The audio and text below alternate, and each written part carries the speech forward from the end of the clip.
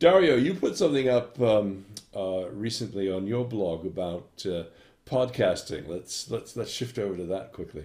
Yeah, I mean, I just sort of was thinking about. Obviously, we've been doing this now for 4 or 5 weeks, and it's been such a kind of great experience. And I was always a big fan of podcasting beforehand, and it's kind of become my central touchstone via my media touchstone to the outside world. And I was trying to sort of think about how the podcast has, or what is its social and political importance of the current moment. I think it's still kind of niche and not really in the mainstream. There's a certain sort of culture of podcasting, but it's still relatively small, I would say.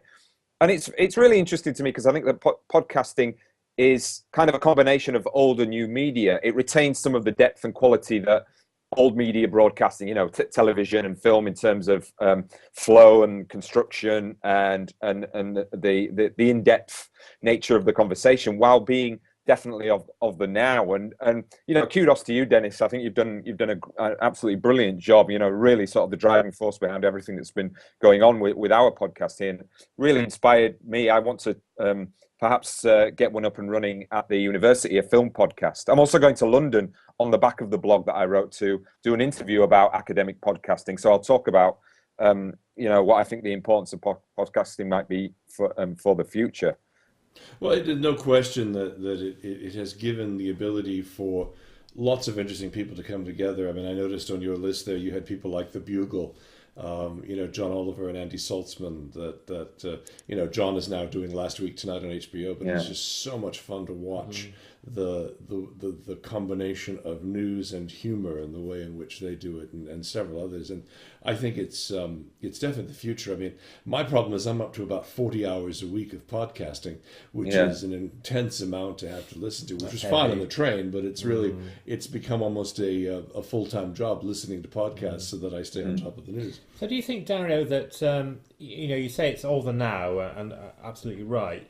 Will it have the same kind of political ramifications that texting and new media, for example, in the Arab Spring, supposedly? Well, you know about this, Den. But I mean, that was a galvanizing effect behind all of that. So will it have the same impact, do you think? I think it's a slightly different thing with things like the Arab Spring and cultural moments or cultural ruptures like that.